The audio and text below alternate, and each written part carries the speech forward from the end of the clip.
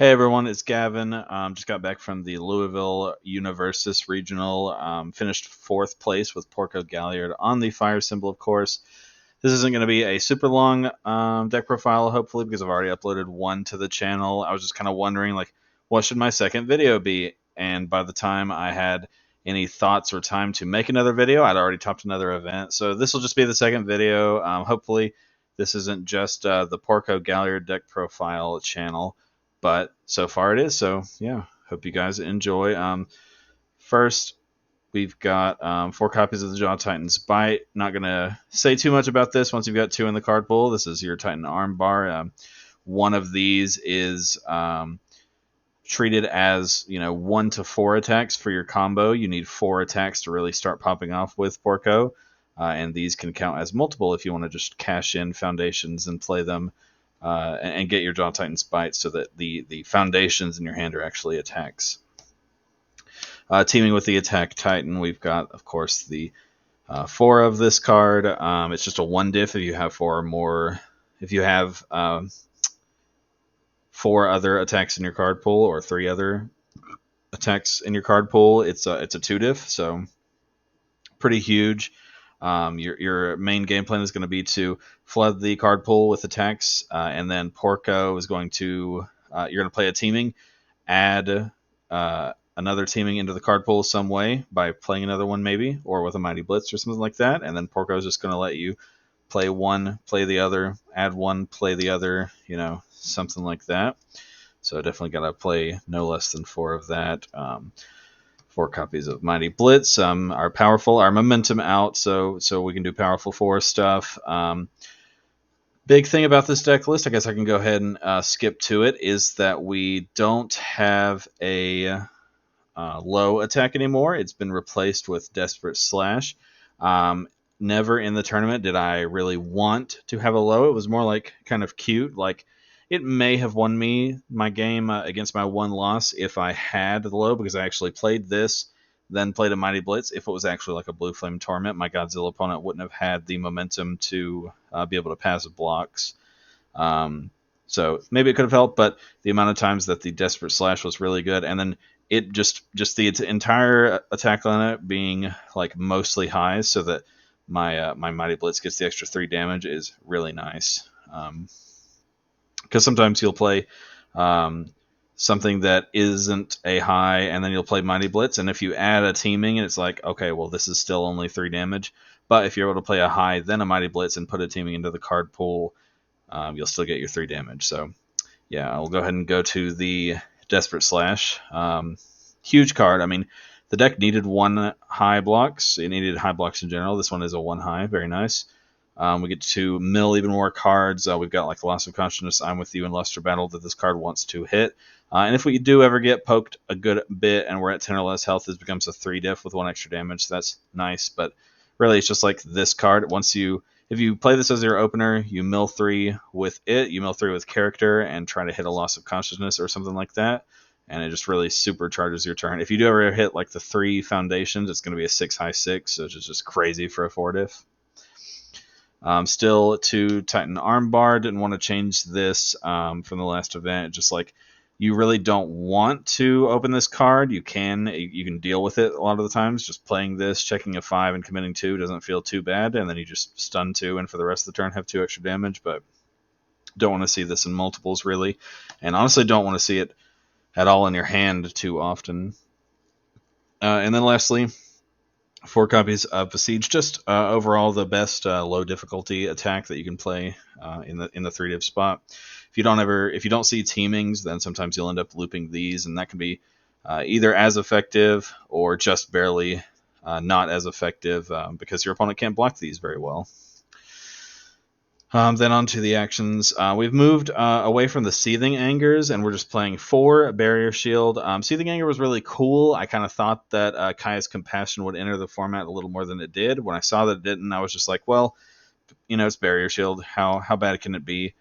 It still doesn't count towards progressive, so it's just a nice combo piece. And these are the only cards that we're playing that really like get added to the card pool and don't count.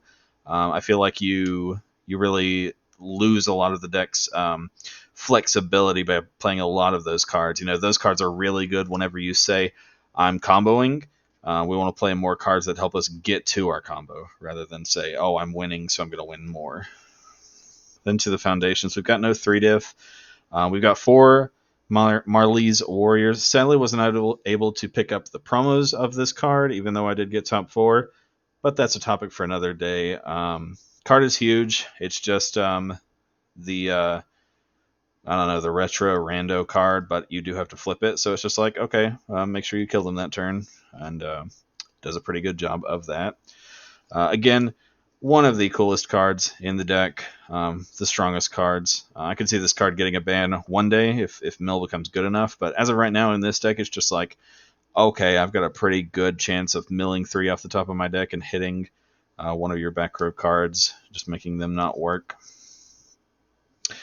Then we've got 4 latent skill. This is a definitely a change I did not expect. In my last deck profile, I said I was going to maybe probably go away from this and just not play any of these, but this card is gas. Not only does it help you discard losses and I'm with yous that are in your hand, but sometimes you can't really mess around with your opponent and take a build turn and keep taking build turns. Sometimes you do actually need to kill them, and sometimes that is going to rely on you playing an attack when you only have 3 attacks in your hand, and then latent skill praying to draw the last 2. Sometimes shit gets sticky, so yeah, I don't think I would change that. As well as this being a 2 high block can never hurt. A lot of foundations are worse high blocks than that, or worse difficulty or whatever. 4 Dark Ward still stays where it is. Breaker is not a good thing for this deck, so we want to eliminate that. But it's just got a lot of cool little responses everywhere. It's really good against the Falling Titans loop.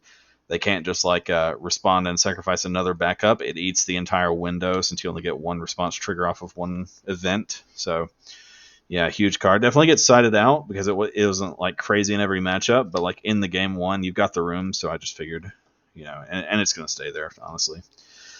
4 Lust for Battle. Another one of the best cards in the deck for the fact that it is a 1-diff. Your opponent's going to be rolling their eyes whenever you hit multiple of these, so I think any card that makes your opponent roll your eyes or their eyes is super good. This is essentially the Bing Bong card that we need, that we wanted in combined firepower lists that we never had, that gives you speed. Your opponent has to either fail blocks and take massive chunks of damage with Porco when they maybe didn't want to.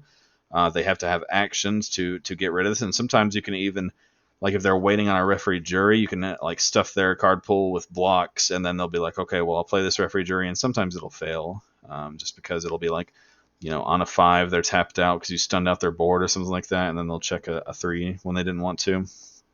Huge card. Huge card for sure. We've got 4 I'm with you. It's good.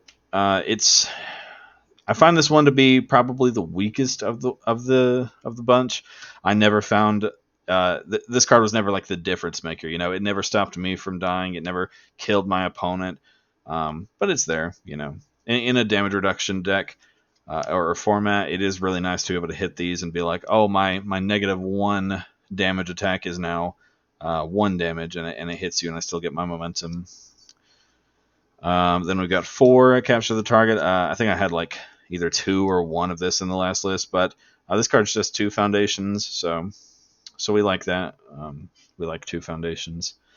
And then 4 copies of Frightening Calm. I tried 1 event. It was an LC with this at 3, and then realized that this is just one of the best cards in the deck. This is a huge reason that the deck is able to combat in a lot of matchups where it shouldn't. Against Rodon, if you don't see this in your board, you're probably just taking a build turn so that you can get to your Frightening Calms. But if you have 1 or 2 of these up against a Rodon, that is a free ticket to a victory, just stunning their board out as you play a really big, long string. If Rodon has 10 foundations up, then they can probably block you 6 or 7 times or something crazy like that. Frightening Calm is going to get rid of 6 of those foundations. So you do the math. It's crazy. It's so crazy. And then for 1-man Inferno, we no longer have any Ignite in the deck, and we actually are playing a good amount of zeros. We have our playset here. This card just says that our character mills 4 instead of 3.